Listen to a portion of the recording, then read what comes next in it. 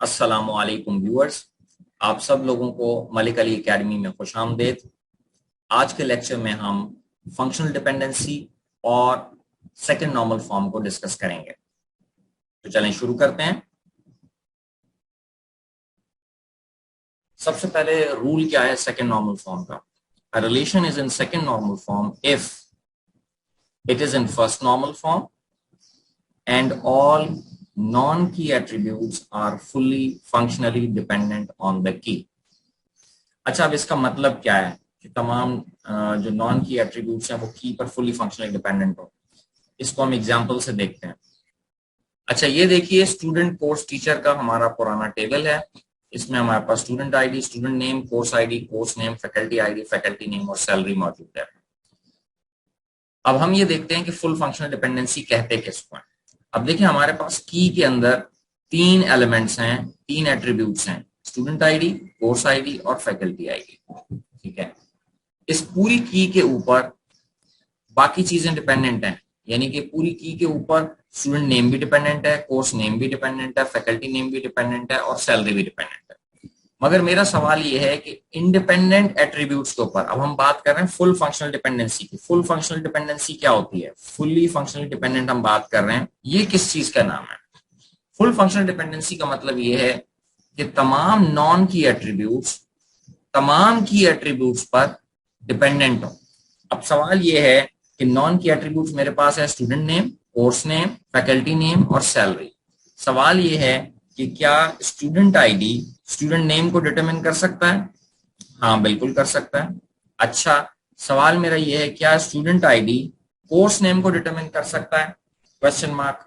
Determine करने की शर्त यह है कि अगर आप स्टूडेंट आईडी देंगे तो उसके अगेंस्ट एक ही कोर्स का नाम आना चाहिए। मगर मसला ये है स्टूडेंट तो बहुत सारे कोर्सेज पढ़ते हैं, तो स्टूडेंट आईडी कोर्स नेम को डिटरमिन नहीं कर सकता क्योंकि एक स्टूडेंट के अगेंस्ट मल्टीपल कोर्सेज आएंगे। और हमारी शर्त क्या है डिटरमिन करने की कि जब हम कोई वैल्यू दें तो उसके अगेंस्ट एक ही वैल्यू आए, की वैल्यू के अगेंस्ट सिंगल वैल्यू रिटर्न हो। तो कोर्स नेम को डिटरमिन नहीं कर रहा स्टूडेंट आईडी। क्या स्टूडेंट आईडी फैकल्टी नेम को डिटरमिन कर रहा है? बिल्कुल भी नहीं, क्योंकि एक स्टूडेंट मल्टीपल कोर्सेज पढ़ रहा है और हर कोर्स मुख्तलिफ फैकल्टी मेंबर्स पढ़ा रहे हैं, तो एक स्टूडेंट एक वक्त में बहुत सारे फैकल्टी मेंबर्स से पढ़ रहा है। As a result faculty name को भी डिटरमिन नहीं कर रहा। इसी तरीके से सैलरी को भी डिटरमिन नहीं कर रहा। कौन? Student ID. तो स्टूडेंट आईडी सिर्फ और सिर्फ स्टूडेंट नेम को डिटरमिन कर रहा है। अच्छा, कोर्स आईडी, कोर्स आईडी किसको डिटरमिन कर रहा है भाई? कोर्स आईडी कोर्स के नाम को डिटरमिन कर रहा है, नो डाउट। क्या कोर्स आईडी फैकल्टी के नाम को डिटरमिन कर रहा है? बिल्कुल भी नहीं, क्योंकि एक फैकल्टी मेंबर मल्टीपल कोर्सेज पढ़ा रहा है। ठीक है, मुख्तलिफ वक्तों में मुख्तलिफ कोर्सेज पढ़ाता है। तो अगर आप कोर्स आईडी देंगे तो उसके अगेंस्ट मल्टीपल फैकल्टी मेंबर्स का नाम आएगा और हमारी डिटरमिन करने की शर्त क्या है कि एक नाम रिटर्न होना चाहिए। इसी तरीके से सैलरी की सिंगल वैल्यू रिटर्न होगी? बिल्कुल भी नहीं होगी। इसी तरीके से स्टूडेंट नेम की क्या सिंगल वैल्यू रिटर्न होगी? बिल्कुल भी नहीं, क्योंकि एक कोर्स के अगेंस्ट मल्टीपल स्टूडेंट्स रजिस्टर्ड हैं और मल्टीपल स्टूडेंट्स पढ़ रहे हैं एक कोर्स को। तो as a result course ID पे सिर्फ कोर्स नेम डिपेंडेंट है, स्टूडेंट आईडी पे स्टूडेंट नेम डिपेंडेंट है। अच्छा, फैकल्टी आईडी पे कौन कौन डिपेंडेंट है वो देख लेते हैं। फैकल्टी आईडी के ऊपर फैकल्टी का नाम डिपेंडेंट है। जब आप आईडी देंगे तो उसके अगेंस्ट एक ही नाम होगा और सैलरी जो है वो यकीनन एक ही सैलरी उसके अगेंस्ट आएगी। मगर अगेन क्या फैकल्टी आईडी स्टूडेंट आईडी को डिटरमिन कर रही है? नहीं कर रही। क्यों नहीं कर रही? मतलब स्टूडेंट नेम को डिटरमिन कर रही है? बिल्कुल भी नहीं कर रही। क्यों नहीं कर रही? क्योंकि एक फैकल्टी मेंबर कई स्टूडेंट्स को पढ़ा रहा है। ठीक है, इसी तरीके से क्या फैकल्टी आईडी कोर्स नेम को डिटरमिन कर रही है? बिल्कुल भी नहीं कर रही। और क्यों नहीं कर रही? क्योंकि एक फैकल्टी मेंबर्स कई कोर्सेज पढ़ा रहे हैं, तो ना कोर्स नेम को डिटरमिन कर रही है ना स्टूडेंट नेम को डिटरमिन कर रही है। फैकल्टी आईडी सिर्फ और सिर्फ फैकल्टी नेम और सैलरी को डिटरमिन कर रही है। तो इससे हमने ये देखा कि ये जो हमने की बनाई हुई है इस पर ओवरऑल तो तमाम एट्रीब्यूट्स डिपेंडेंट हैं, मगर तमाम एट्रीब्यूट्स की एलिमेंट्स के ऊपर फुल्ली फंक्शनली डिपेंडेंट नहीं है। अच्छा, अब हम ये देखते हैं कि फुल फंक्शनल डिपेंडेंसी हम पैदा कैसे करेंगे। ठीक है, फुल फंक्शनल डिपेंडेंसी पैदा करने के लिए हमें एक आसान सा तरीका मैं आपको बता रहा हूं। सबसे पहले की एलिमेंट्स जो हैं अलग अलग लाइन पे आप लिख लें एक एक एलिमेंट। मसलन ये स्टूडेंट आईडी है, ये हमारे पास कोर्स आईडी है और ये हमारे पास फैकल्टी आईडी है। तो अब आपने क्या किया, आपने लाइन 1 में लिखा स्टूडेंट आईडी, लाइन 2 में आपने लिखा कोर्स आईडी, लाइन 3 में लिखा आपने फैकल्टी आईडी और लाइन 4 में आप सारी की सारी आईडीज इकट्ठे लिख दें, यानी कि student ID comma course ID comma faculty ID. ये तमाम की तमाम आपने लाइन 3 में लिख दी। ठीक है, अब देखें कि स्टूडेंट आईडी के ऊपर क्या क्या डिपेंडेंट है। स्टूडेंट आईडी के ऊपर स्टूडेंट नेम डिपेंडेंट है बस, और कुछ भी डिपेंडेंट नहीं है। कोर्स आईडी पे क्या डिपेंडेंट है, कोर्स आईडी पे कोर्स नेम डिपेंडेंट है और कुछ भी डिपेंडेंट नहीं है। फैकल्टी आईडी पे क्या डिपेंडेंट है भाई, फैकल्टी आईडी पे फैकल्टी नेम डिपेंडेंट है और सैलरी डिपेंडेंट है। ठीक है, आखिर में ये तीनों की तीनों कीज इकट्ठे आपने लिखनी है और आपने ये देखना है कि इन तीनों के ऊपर कौन सा एलिमेंट इस वक्त डिपेंडेंट है, इन तीनों पे कौन सा एलिमेंट डिपेंडेंट है। अब यहां पे अगर हम देखें तो इस वक्त मुझे कोई ऐसा एलिमेंट नजर नहीं आ रहा जो इन तीनों पे डिपेंडेंट हो। स्टूडेंट आईडी, कोर्स आईडी और फैकल्टी आईडी तीनों के ऊपर डिपेंडेंट हो, ये मुझे अभी कोई भी एलिमेंट नजर नहीं आ रहा। फर्ज कर लें अगर यहाँ पे कोई एलिमेंट होता, मसलन स्टूडेंट के मार्क्स भी होते हैं उस कोर्स के अंदर, ये मार्क्स जो हैं ये स्टूडेंट, कोर्स और फैकल्टी तीनों पर डिपेंडेंट हो सकते हैं। क्यों कि अकेला अगर आप सिर्फ कहेंगे स्टूडेंट आईडी के कितने नंबर हैं तो आप नहीं बता सकते कि भाई स्टूडेंट के किस कोर्स में कितने नंबर हैं। तो स्टूडेंट आईडी और कोर्स आईडी दोनों का होना जरूरी है। फैकल्टी आईडी का इसलिए होना जरूरी है कि some time students course repeat करते हैं, तो हो सकता है कि फर्स्ट टाइम उसने डेटाबेस का कोर्स मलिक साहब से पढ़ा और सेकंड टाइम नम्रा ने डेटाबेस का कोर्स उवैस साहब से पढ़ लिया, ठीक है, किसी दूसरे टीचर से पढ़ लिया। तो ऐसी सूरत में मलिक साहब के साथ जो पढ़ा उसने क्या मार्क्स आए और उवैस साहब के साथ उसने पढ़ा तब क्या मार्क्स आए। इसलिए स्टूडेंट आईडी, कोर्स आईडी और फैकल्टी आईडी तीनों के ऊपर ये मार्क्स जो हैं ये डिपेंडेंट होंगे। मार्क्स ना तो स्टूडेंट आईडी पे अकेले डिपेंडेंट है, ना कोर्स आईडी पे अकेले डिपेंडेंट है, ना फैकल्टी आईडी पे अकेले डिपेंडेंट है, बल्कि ये तीनों के ऊपर मिलकर डिपेंडेंट होंगे।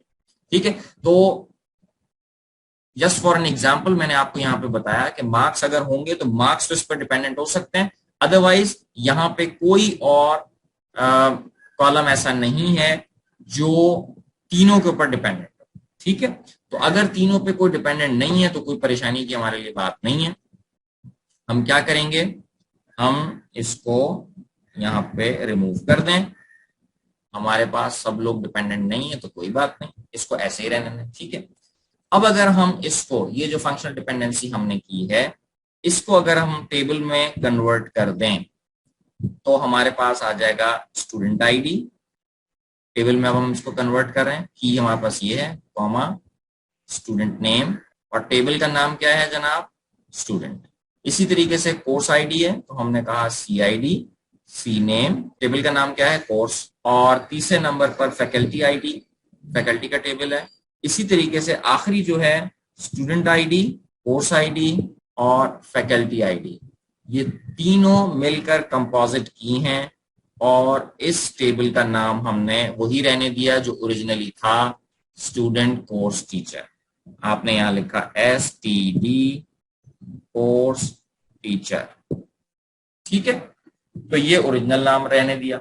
तो अब आप ये देखें कि हमारा अब ये जो रिलेशन टूटा है, ये एक टेबल जो है आप ये देखें कितने टेबल्स में टूट गया है, ये एक टेबल हमारा 4 टेबल्स में टूट गया। अब देखें क्या ये फुली फंक्शनली डिपेंडेंट हैं तमाम नॉन की एट्रीब्यूट्स, देख लेते हैं भाई। क्या नेम स्टूडेंट आईडी पे फुली फंक्शनली डिपेंडेंट है, बिल्कुल है।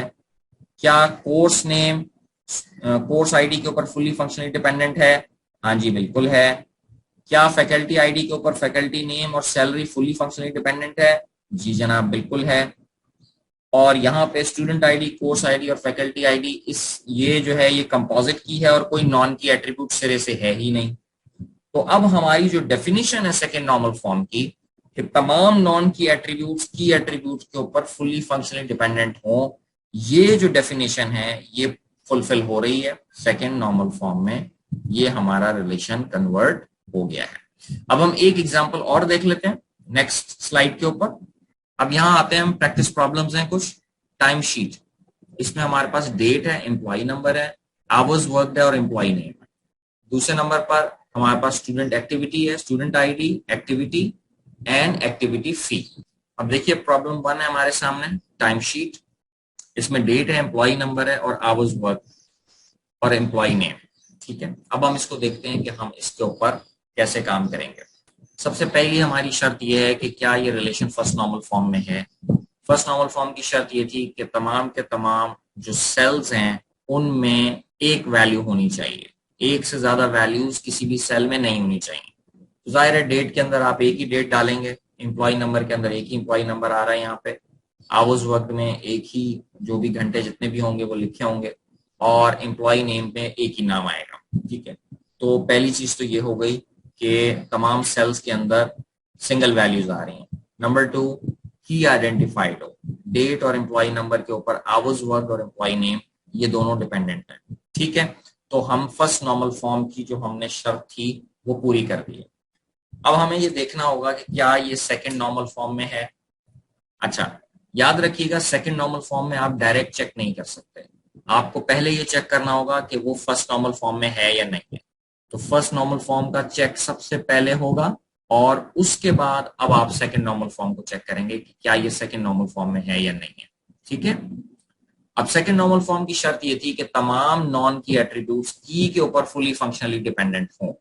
ठीक है, अब यहां पे हमारे पास है आवर्स वर्क। आवर्स वर्क किसी भी एम्प्लॉय का किसी खास दिन कितने घंटे काम किया ये हम रिकॉर्ड करना चाह रहे हैं।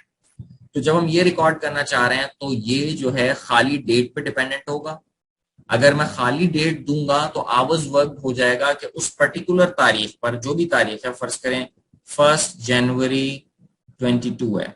ठीक है, 1 जनवरी 22 को कितने घंटे काम हुआ अगर मैं ये देखूंगा तो ये तो टोटल नंबर ऑफ एम्प्लॉइज ने उस दिन जितने घंटे काम किया होगा वो लिख दिया जाएगा यहाँ पे।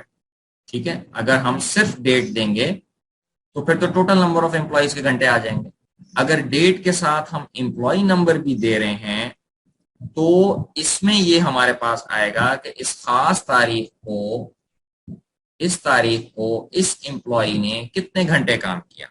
ठीक है, तो यहाँ पे आ जाएंगे आवर्स, जितने भी हैं इसने एक दिन में 8 घंटे काम किया। ठीक है, किसी और तारीख में इसने कितने घंटे काम किया। तो ये डेट और एम्प्लॉय नंबर जो है ये आवर्स वर्क को डिटरमिन कर रहा है, यानी hours work fully functionally dependent है किस पर, डेट पर भी और एम्प्लॉय पर भी।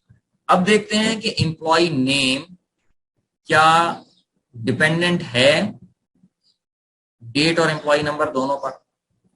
अब अगर मैं ये देखूं तो डेट है, फर्ज करें पहली तारीख है 1 जनवरी 22 और एम्प्लॉय नंबर है 1 और मैं ये कहता हूं कि एम्प्लॉय नेम है इसका सिकंदर।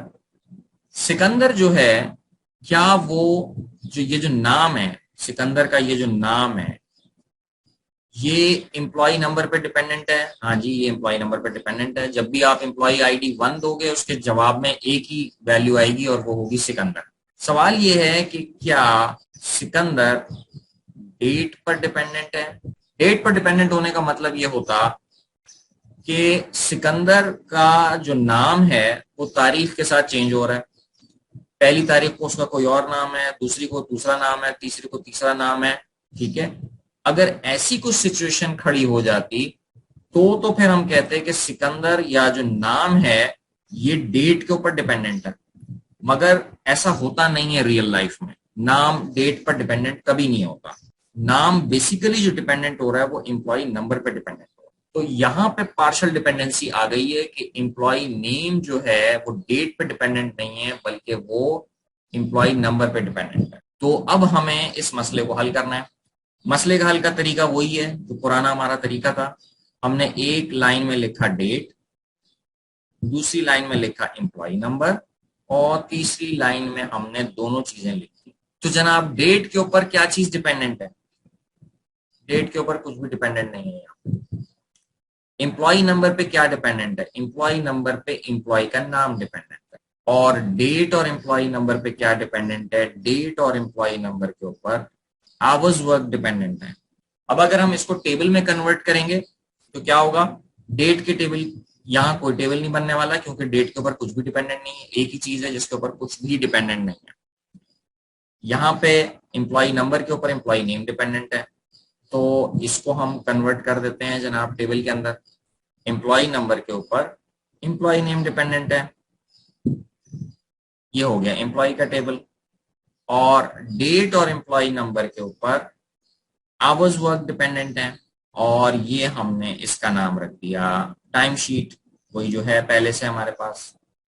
अच्छा, यहाँ पे एक चीज ध्यान में रखिएगा कि बाज़ औक़ात ऐसा होता है कि कंपोजिट की होती है और उसके ऊपर कोई चीज डिपेंडेंट नहीं होती। ठीक है, कंपोजिट की है, इसके ऊपर कोई चीज डिपेंडेंट नहीं है।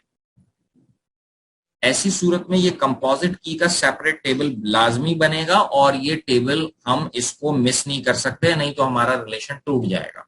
ठीक है, कोई सिंगल की हो, जैसे यहां पे आप ये देख रहे हैं ये डेट है, कोई सिंगल की हो जो जिसके ऊपर कोई भी चीज डिपेंडेंट नहीं है, तो उसका हमें टेबल बनाने की जरूरत नहीं है।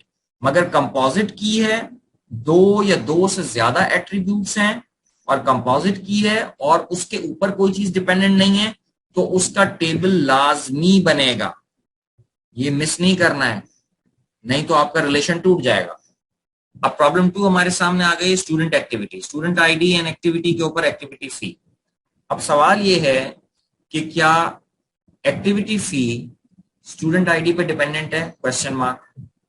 क्या स्टूडेंट को देख के फीस तय की जाती है कि भाई स्टूडेंट अगर ये इसका नाम अली है तो इसकी फीस ये होगी, इसका नाम बशीर होगा तो इसकी फीस कुछ और होगी, इसका नाम दानियाल होगा तो इसकी फीस कुछ और होगी? ऐसा नहीं है।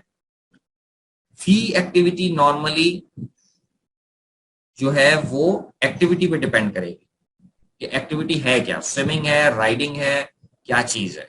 ठीक है, तो एक्टिविटी के ऊपर एक्टिविटी की फी डिपेंडेंट है। ठीक है, तो सोल्यूशन जब हम करेंगे, अगेन हमने वही काम करना है जो पहले हमने किया था। हमने क्या किया था? हमने दोनों जो की एट्रीब्यूट्स थे उनको अलग अलग लाइन में लिखा।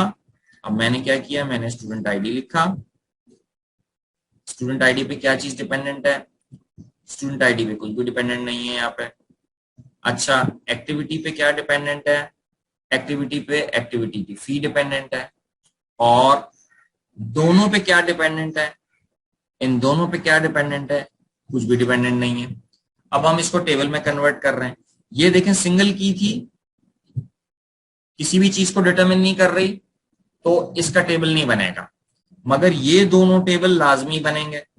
अब आप देखिए एक्टिविटी, ठीक है, एक्टिविटी जो है ये मैं की बना रहा हूं, और एक्टिविटी जो फी है ये नॉन की एट्रीब्यूट है जो इस पे डिपेंडेंट है। टेबल का नाम भी हम रख सकते हैं, एक्ट करके हमने टेबल का नाम रख दिया। फिर दूसरे नंबर पर स्टूडेंट एक्टिविटी के नाम से हमारा टेबल है, और इसके अंदर हम क्या रख रहे हैं? इसमें स्टूडेंट आईडी है और एक्टिविटी है, बस।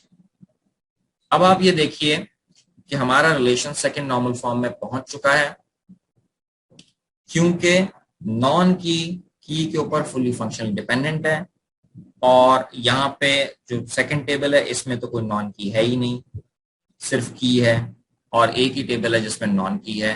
तो now the relation is in second normal form. Hopefully ये लेक्चर आपको समझ में आया होगा। अगर कोई क्वेश्चंस हो तो बिला झिझक आप कमेंट्स में पोस्ट कर सकते हैं। मैं इंशाल्लाह पूरी कोशिश करूंगा आपके क्वेश्चंस को आंसर करूं। नेक्स्ट लेक्चर में हम थर्ड नॉर्मल फॉर्म से शुरू करेंगे। Thank you very much. Allah Hafiz.